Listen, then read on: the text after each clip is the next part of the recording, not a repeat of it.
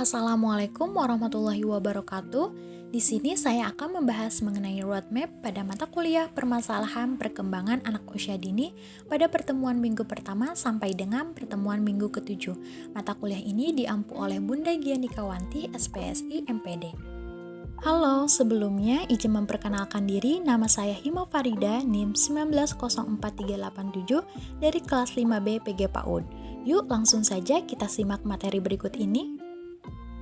Terdapat suatu kalimat yang menyatakan bahwa children learn what they live, yang artinya anak-anak belajar dari apa yang mereka jalani.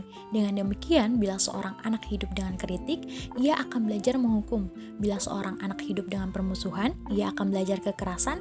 Lalu, jika anak dibesarkan dengan kelembutan, maka ia belajar menghargai. Jika anak dibesarkan dengan rasa aman, maka ia belajar percaya. Dan jika anak dibesarkan dengan dukungan, maka ia belajar menghargai diri sendiri. Nah, selanjutnya ada faktor-faktor yang mempengaruhi permasalahan anak. Terdapat dua faktor, yaitu faktor internal, terdiri dari fisik yang menyangkut mengenai kesehatan, kecacatan, gizi atau makanan, kelelahan, dan dari psikis menyangkut kecerdasan, ingatan, perasaan, dan kemauan. Nah, faktor yang kedua adalah faktor eksternal yang berasal dari luar individu, yaitu terdiri dari lingkungan sosial seperti lingkungan sekolah, masyarakat, maupun media massa. Setelah faktor-faktor yang mempengaruhi, terdapat jenis-jenis permasalahan anak usia dini. Jenis permasalahan dibagi menjadi dua, yaitu makro, yang artinya jenis permasalahan anak di lingkungan masyarakat, yaitu di luar proses pembelajaran meskipun dapat mempengaruhi proses pembelajaran. Yang kedua, mikro, yaitu sesuatu yang menghambat perkembangan kehidupan anak, baik fisik, psikis, maupun sosial. Selanjutnya, kita akan membahas mengenai beberapa jenis permasalahan yang sering dialami oleh anak usia dini. Yang pertama adalah immature. Immature yaitu kondisi anak yang belum tumbuh sempurna atau belum matang. Pada anak usia dini biasanya belum matang baik fisik maupun psikologisnya. Dengan kata lain, immature adalah sifat kekanak-kanakan.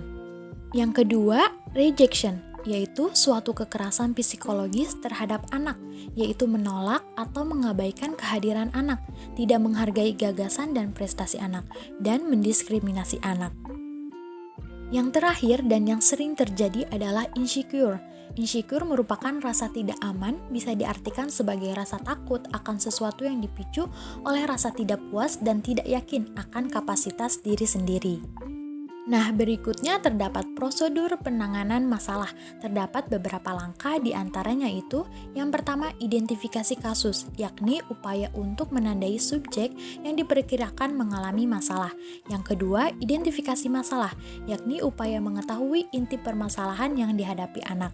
Yang ketiga, diagnosis merupakan langkah untuk mengidentifikasi karakteristik serta faktor penyebab masalah yang dialami anak.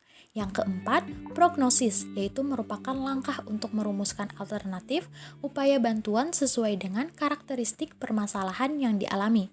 Yang kelima, treatment, yaitu merupakan upaya pemberian bantuan itu sendiri. Selanjutnya ditindaklanjuti, yaitu dilakukan sebagai bentuk evaluasi terhadap upaya pemberian bantuan yang telah dilakukan serta kemungkinan penggunaan langkah-langkah berikutnya. Selain itu, terdapat teknik penanganan masalah. Ada beberapa teknik yang dapat dilakukan oleh orang tua dan guru untuk membantu menangani permasalahan anak, yaitu diantaranya latihan, permainan, saran dan nasihat, pengkondisian, model dan peniruan, dan konseling.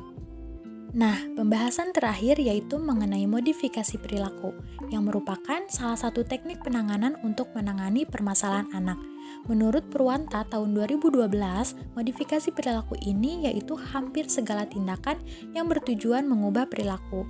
Dalam modifikasi perilaku terdapat teknik modeling, yaitu dengan mengamati dan meniru perilaku orang lain untuk membentuk perilaku baru dalam dirinya, menurut Bandura tahun 1977.